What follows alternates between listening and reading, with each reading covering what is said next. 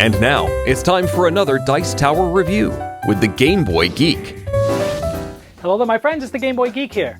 Today we are going to be secretly one of 5 thieves roaming around town, trying to loot different places. We're looking at Gentlemen's Thieves today. This is from Bobbix. It's ages 14 and up, 2 to 5 players, plays in about 30 to 45 minutes. It's got a little bit of a deductive role in there, trying to figure out who's who, but really you're just trying to figure out this puzzle to be able to be on the right alliance when a certain building gets looted. And you're trying to grab all the money you can in this game because the one with the most money wins, because you'd be the best thief, right? So let's take a look. I'll show you how it's played. I'll see you on the other side.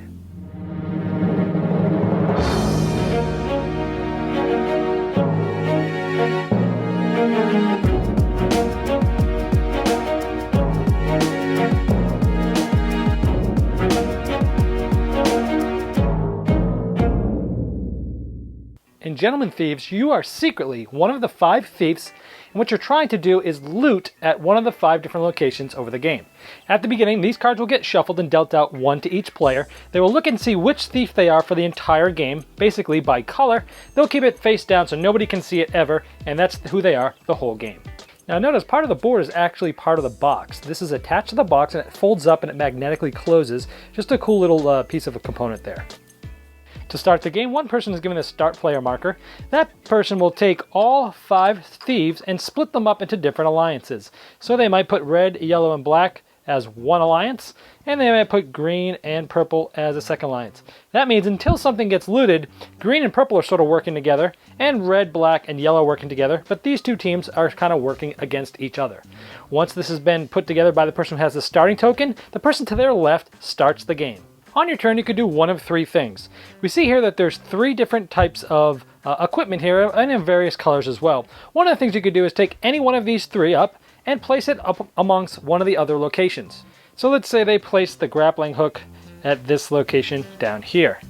Now let's say the person that put that there was probably one of these people here because there was already a yellow and a gray gloves and stethoscope there, so it was already on this team, and this person put a red one, so all 3 of these are from this alliance. Once that ends their turn, and they would just replace this with the next one in line. And as you can see, there's quite a few of them in line. We just took one right off the top there. Now the next player might not want any of these 3, so instead of taking from here, they can take one blind off the top here, and then they must place this one somewhere, and this is a green lantern. So let's say they place this one over here. This will continue until any one location has each of the 5 unique items needed to start looting at a location. For example, we have gloves, grappling hook, stethoscope, lantern, and mask. As soon as one of each of those is on a location, we stop and we loot. Now at a location, you can have more than one of an item, regardless of color. You just can't have more than 3 of the same item. There's 2 stethoscopes, there's 2 gloves. You could even have 3 gloves, but you can't have more than that. But everything's here except the only thing that's missing is a mask. So if someone placed this mask here, we would stop and loot this because you have at least one of all 5 different items, and regardless of color. We would then split them up by alliances. So we have black, red, and yellow. So we put all the black, red, and yellows together. Then we have green and purple. We put all the green and purples together. There's only purple. And we see which alliance has more of these. So we see that this one clearly has more. There's 3, 4, 5. There's 6 here versus 2. So this alliance will split evenly all the loot that's here. So what happens is these basically get flipped over and turn into loot. And then we would evenly distribute them. So we have 2, 4, 6, 8 of these, and there's 3 people here that won those. So each black, red, and yellow would get 2 loot, and there's 2 left over. Since it can't be split evenly, this 2 just gets thrown out of the game, and each of these colors have 2. Now notice that when this happens, for the whole game, nobody knows which for sure who is who, and you can start seeing what's going on here. The location that was looted would then get 2 random ones off the top. Then the player who had the start token passes it to the player to his left. That person has to swap at least 2 people on their alliances. So they could do as little as this, but they could swap as many as they want actually. And once they do that, the player to their left starts another round and just keeps going like that. So on your turn, you're either taking one of these or one off the top. The third thing you can do on your turn is use one of these helping hand shamrocks.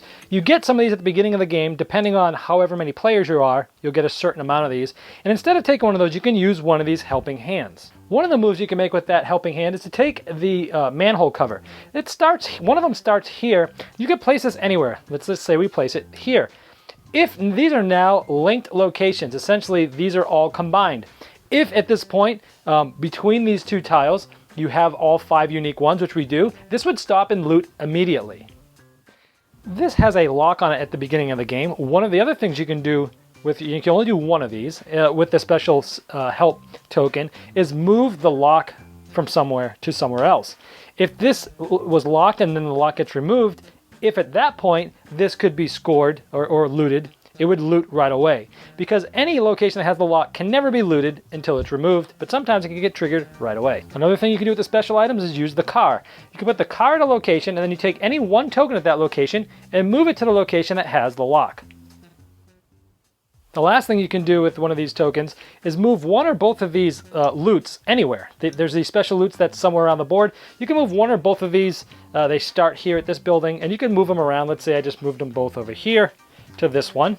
Now, when this specific location, let's say the lock got moved, and then this looted, let's say we got 5 uniques and this got looted, this would get added to the normal loot that's there. Once both of these special loots are out of the game, 2 more come off and start here again, and there's a pile of those as well. This would continue until the police token is drawn from the top of the deck. He's shuffled in somewhere in the last 6 tokens. Once he comes out, the game ends immediately.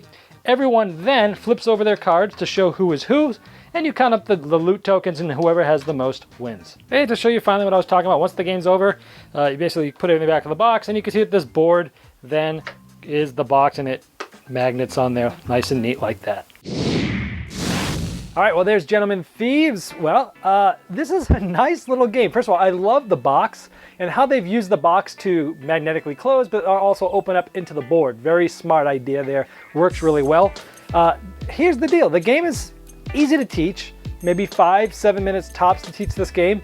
You can only do 3 things on your turn, but yet it's interesting. I felt like I was trying to not only figure out who's who, but also trying to figure out the puzzle as to how can I either get something looted this turn with me on it, or if I think something's going to get looted very soon and I'm not on it, but maybe I'm going to be the next player that gets to do the alliance, what other building can I start to, put some of my tokens on so that when it becomes my turn, I can swap some alliances around and maybe be close to looting something there. So I like how this game has some immediate things that you're trying to do, but also some things that you're trying to think a turn or two ahead of as well. And those special tokens are really cool too, because those are the sneaky things that you might not see where, hey, I'm going to move the lock and all of a sudden it's going to loot, or I'm going to move this little manhole cover over somewhere else and that's going to loot. So that happened a few times. We're like, oh, I didn't see that coming. Another cool thing, as you get better at the game, you can start to take tokens that maybe aren't going to help you, but are really going to hurt an opponent. Like maybe another building is going to have about to be looted, but you can take that token away and put it somewhere else to maybe buy some more time, because maybe something else will loot, and you'll get on the team that's about to win the other one. So I like it. It's very dynamic. It changes.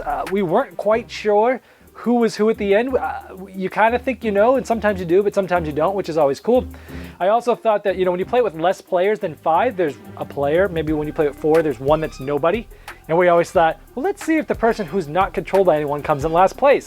They never have. So it works well without the complement of 5. I'd say 4 or 5 is probably best with this game, though. But you know what? It's a simple game. It's light. It's easy. If you're looking for a game, 30-45 minutes. Has little deduction, a little puzzly aspect to it. It's not the best game in the world, but it is quite enjoyable. It's a good, solid game. Gentlemen's Thieves. Thanks so much for watching the Dice Tower videos. Find more great videos and reviews, as well as our top-rated audio podcast at Dicetower.com. You can also find other great shows at Dicetowernetwork.com. I'm Eric Summerer, and you've been watching The Dice Tower. The Dice Tower is sponsored by Cool Stuff Inc., where you can find great games for great prices. Cool stuff in stock. Check them out at CoolStuffInc.com.